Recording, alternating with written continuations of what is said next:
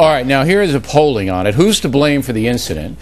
27% say Gates, 25% Crowley, so that's about even.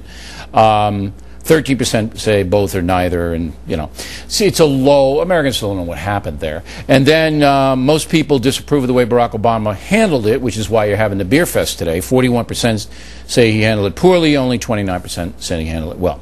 Now, what is it in America that we still have every 2 seconds a racial controversy? Remember when I went up to Sylvia's and had dinner with Al Sharpton and said on my radio show, you know, Sylvia's is just like any other restaurant in America. It's a nice place with nice people. I got served great. And then the left wing turned it into I was denigrating, saying, oh, he didn't think Sylvia's was going to be nice. Just or that those people had barbecue. Just a vile, out of context piece of garbage. Why is this continued to be used as a sledgehammer against people in ideological battles? You worked in Boston during the 80s, during the busing confrontation. There is a long history of race problems, particularly in the, in many, many communities. But Boston has a sorry, melancholy legacy. Anthony Lucas wrote the Pulitzer Prize-winning Common Ground during the 80s, talking about it. He had the Boston cops calling Gates a jungle bunny and getting suspended. One cop, and he got fired immediately. But my point is, you cannot seriously argue that black people and Latino people have a different bundle of experiences with American law enforcement than white people. I agree with, but that's where it starts, and that's where the resentment, and that's where Gates' pride comes into it. No. Gates is a smart guy and has done very well in America, okay?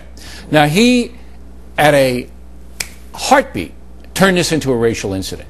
He did it. He turned it into a racial incident. But look at wait. He's an educated guy. He's the top of the scholastic chain. Now, maybe it was. Maybe. Doesn't look like this guy, the police officer, has a pretty good record. Pretty good record. Okay, it doesn't look like. No doubt. But this guy, Gates, and I know him a little bit because I attended Harvard when he was there, he just, bang, it's race. And I'm going, wait a minute. That should be 5th on the list, not 1st. Wrong.